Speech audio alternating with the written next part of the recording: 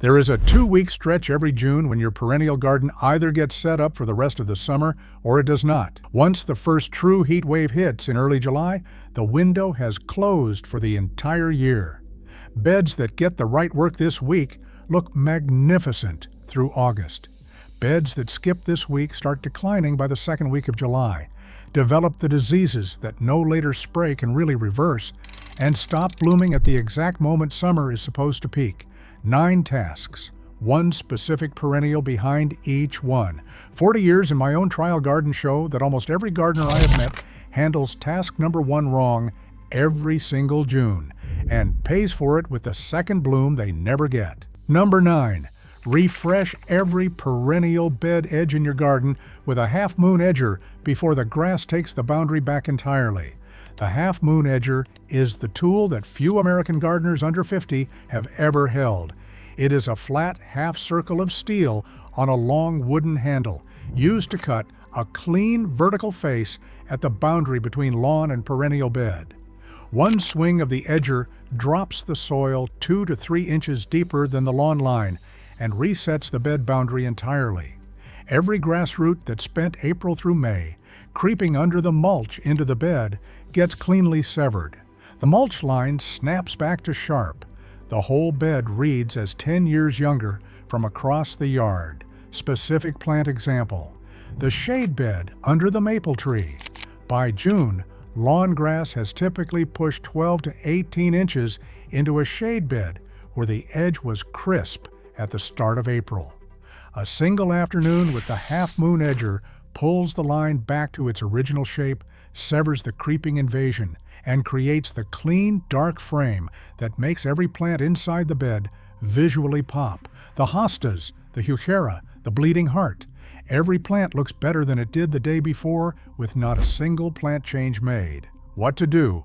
Find a half-moon edger at any old line hardware store or local rental yard for about $25. Cut along the lawn edge of every bed in early morning while the soil is still slightly damp from overnight dew. The cut goes cleaner through damp soil than through dry. 3 inches deep, vertical face toward the bed, gentle natural curves following the bed's existing shape. Mulch right up to the cut. 40 years in the trial garden, the half-moon edge is the single most dramatic transformation a perennial bed gets in one Saturday morning. Better return on the time than any fertilizer, any mulch, or any single plant purchase the garden center has on the rack. Number 8. Switch to deep morning watering before July arrives. The most damaging routine in American perennial gardening is daily light watering with the hose. It feels responsible. The gardener is out there every day doing the work, but light surface watering only wets the top inch or so of soil. Established perennial roots sit deeper than that, anywhere from a hand's depth to 1.5 feet below the surface, depending on the species. The shallow water never reaches them. Worse, the plant responds to chronic shallow watering by sending more roots up toward the wet zone at the surface, where they are most exposed to heat and drought stress in July. Specific plant example: garden phlox, the classic powdery mildew victim. A phlox bed watered in the evening with a sprinkler that wets the foliage stays damp through the night. Mildew spores establish within 3 nights. By mid-July, the lower leaves are gray-white and the plant is in visible decline. The same phlox bed watered at the soil line base of the plant in early morning, slow and deep, twice a week, comes through August clean. What to do? Aim for about 1 inch of water per week, broken into 2 long soaks rather than 7 quick ones. Apply slowly enough that water penetrates rather than runs off. A useful test is this: set an empty soup or vegetable can in the spray zone of your sprinkler. When the can is full, the bed has received its inch. Always water in the early morning, never at sunset. Foliage that gets wet in the morning dries off in the heat of the day and gives the fungal spores nothing to work with. Foliage that stays wet through the night is exactly where powdery mildew, black spot, and the related summer fungal diseases all establish. 40 years in the trial garden confirms it. The beds I watered correctly in June carry through August clean. The beds where the morning got away from me and I picked up the hose at 6 in the evening are the beds with mildew problems by mid-July. Number 7. Mulch every perennial bed to 4 inches before the first major heat wave of July. And if you have access to compost, work an inch of that under the mulch first. Mulch in a perennial bed is not decorative. It is the single most effective working layer between your plants and the July heat, a water-holding cap, a soil temperature buffer, and a weed barrier in one move. 4 inches of shredded bark, straw, or wood chip mulch cut surface evaporation by something like 2/3 to 3/4. The deep weekly watering you set up in number 8 goes roughly twice as far under that mulch layer, and the soil holds steady moisture between waterings instead of swinging from wet to bone dry. The compost angle is the bonus most gardeners skip. An inch of finished compost worked into the soil surface around every perennial clump before the mulch goes down replaces every reason to buy a bag of synthetic fertilizer for the rest of the summer. The Chicago Botanic Garden runs their perennial display gardens on exactly this protocol. Compost top dress in June, no purchased fertilizer the rest of the year. Specific plant example: Heuchera, the shallow-rooted favorite. Heuchera roots sit in the top 2 to 4 inches of soil. In a bed without mulch, the surface temperature on a 95-degree July afternoon hits 120 degrees. The root zone cooks, the plant declines or dies outright. The same Heuchera in a bed with an inch of compost under 4 inches of mulch sits in soil that stays in the 70s even on the hottest day, with steady, gentle feeding from the compost layer through August. What to do? Source bulk shredded hardwood mulch from your local bulk yard rather than bagged from the chain. Half the price per cubic yard, breaks down into the soil within 2 seasons. No dyes. Apply 4 inches across every perennial bed. Keep mulch pulled back 2 inches from the actual stem of every plant because mulch piled against the crown invites rot and pest harborage. Beds with compost plus mulch by the last week of June are the beds I never water in August and never fertilize the rest of the year.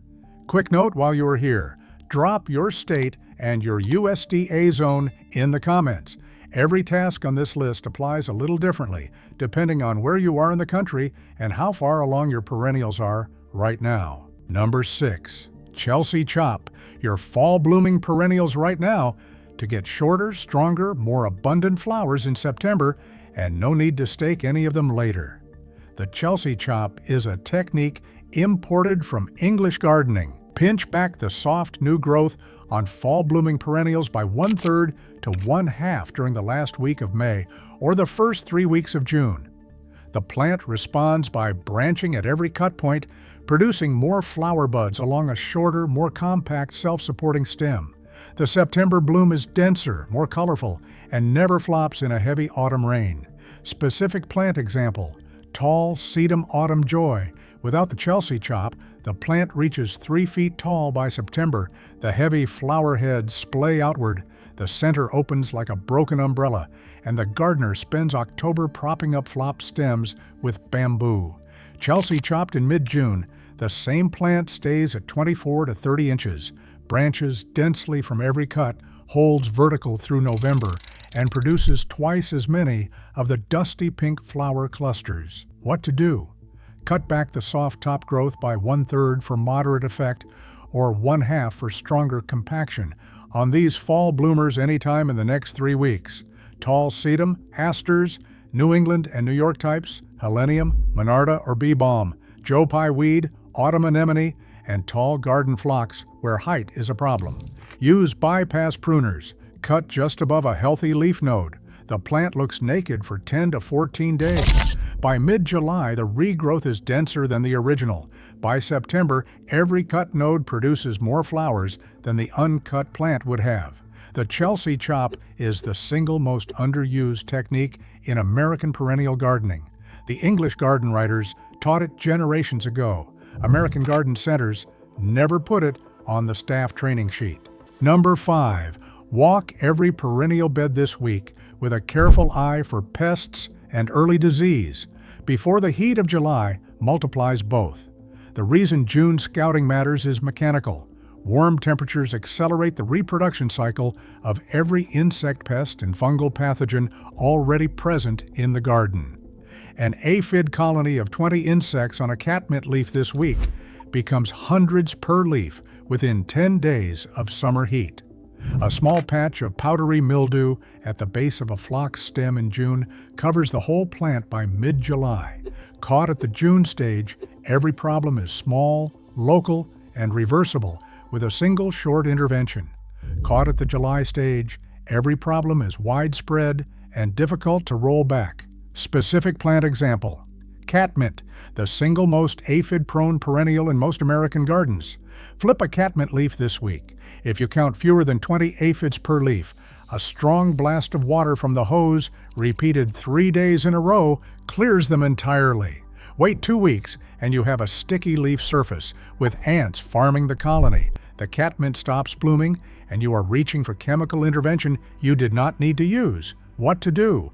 Walk every perennial bed in early morning this week with a flashlight if you have to.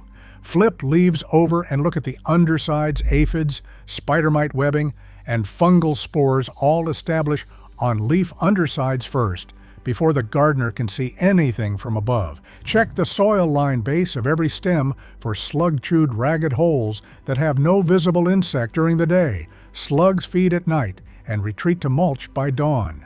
The preventative spray that holds fungal pressure down through summer, 1 tablespoon of 3% hydrogen peroxide mixed into a quart of water, applied as a fine mist to all leaf surfaces in early morning once a week. The peroxide oxidizes fungal spores on contact and leaves no residue. Catch the problem at the leaf level in June. Manage it in days. Wait until July, and you are managing for the rest of summer. Number 4, divide every perennial clump that has stopped blooming as vigorously as it used to. A perennial that has been crowding itself for several seasons stops putting on a real bloom. The biology is straightforward.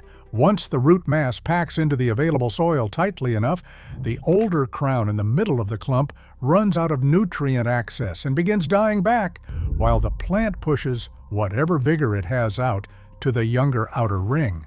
Flower production drops with the central dieback. Most American gardeners only notice this when their coneflower or daylily clump produces visibly fewer blooms than the year before, by which point the clump has been overcrowded for 2 summers. Specific plant example: Stelladoro daylily, the classic Mid-Atlantic Foundation planting. A 3-year-old Stella clump that started as a single nursery pot is now 8 to 10 distinct crowns wedged together. Dig the whole clump. Tease it apart at the natural crown divisions. You will get 8 to 10 free plants from one clump, 8 to 10 times the $15 nursery price.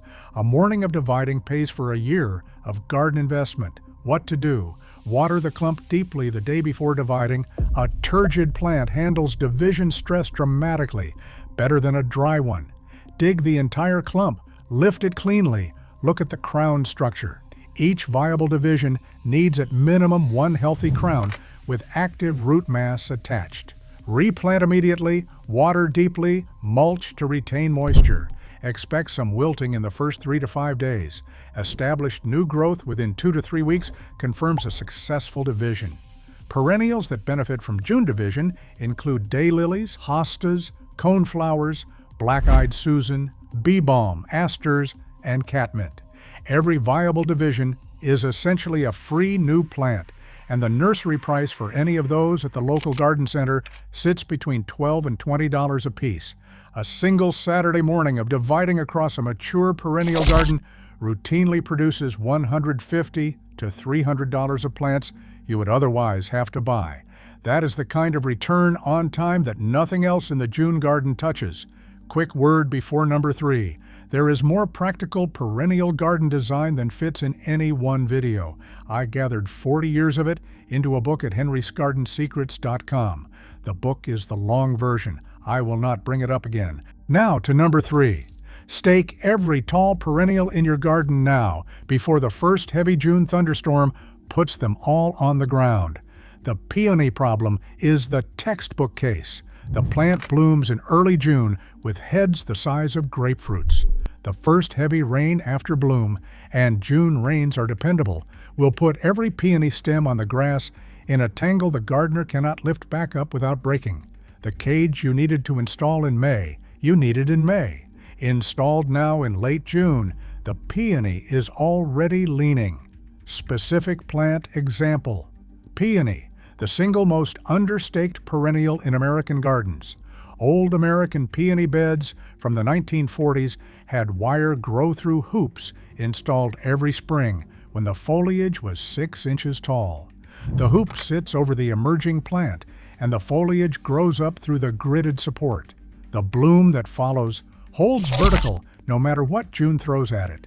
What to do for the peonies you already have. Install grow-through cages or hoops as soon as the foliage is up, early to mid-May ideally, but install them today even if the bloom is half over. The cage prevents further damage on the second wave of bloom and on the foliage for the rest of the season. Same protocol for delphinium, 6-foot bamboo stakes with garden twine in a figure-8 tie. Garden phlox needs no individual staking if planted in a dense block where stems support each other. After years of watching gardeners discover this problem in June, the lesson holds. Stake now or do not stake at all. The plant either gets vertical support or it goes horizontal. Once it is on the ground, the season is over for that plant. Number 2, cut back specific perennials immediately after their first flush of bloom and force a second bloom most gardeners never get. Several perennials most gardeners assume are one flush only performers actually produce a full second bloom when cut back hard immediately after their first flush ends. The technique is brutal looking and contrary to every instinct. It works. Specific plant example, Salvia Maynite, the reliable mid-spring purple spike bloomer. By mid-June, the spikes are spent and the plant looks ragged. Cut the entire spent flower mass back by 2/3 the moment the last spike is finished. Not the bloom mound, the spent flower spikes. The plant looks bare for 10 to 14 days. A complete second flush of spikes arrives 4 to 6 weeks later. The second bloom is often heavier than the first. What to do for the other rebloomers? Catmint. Shear the entire plant back by half. It looks brutal for 10 days, then comes back heavier than the first flush. Delphinium. Cut the spent flower spike back to the basal foliage, and a second set of shorter spikes emerges by late summer. Hardy geranium. Shear back hard after first bloom for a fresh round of foliage, plus a partial second bloom. Coreopsis moonbeam. Shear the spent bloom mat back by 1/3 for an extended second flush. The rule: cut immediately after the last bloom on the last stem finishes. Do not wait until the plant looks bad. Do not wait until you can fit it into your schedule. The plant's energy redirects fastest when the cut is fresh. Comment June below if you still have time this week to do these tasks. And which of the 9 is the one you always forget? Divide, mulch, stake, edge, Chelsea chop, or deadhead? I read every comment. The pattern in those answers shapes the next preseason checklist. One more. Number 1, the task almost every American gardener does wrong every single June and pays for it with a second bloom they never get. The instinct most gardeners use is to pinch off the dead-looking flower head between thumb and finger and toss it aside. The bed looks tidier for an afternoon. The plant has not actually been deadheaded in any way that helps it. The technique that triggers a second flush works on a different principle. Find the next pair of healthy leaves down the stem from the spent bloom, usually 2 to 4 inches below. Cut the stem at that exact point with garden snips. The plant reads the cut as a signal to push the lateral buds at that node into bloom production. New flowers develop in 4 to 6 weeks. Specific plant example: coneflower. Trim each spent bloom stem down to the next pair of leaves below, never at the bloom itself. A second flush of smaller but vivid blooms arrives by late July. Same protocol works for black-eyed Susan, garden phlox, and most repeat blooming American perennials. That is, the deadheading the chain garden centers never bothered to teach customers to do. 9 checkpoints in 1 calendar window. Skip any of them, and July punishes the bed. Hit all of them, and your perennial garden carries the rest of the summer without you having to chase it.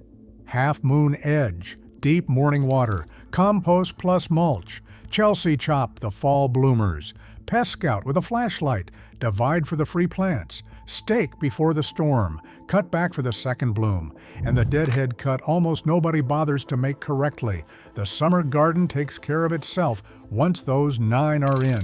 40 years confirms it.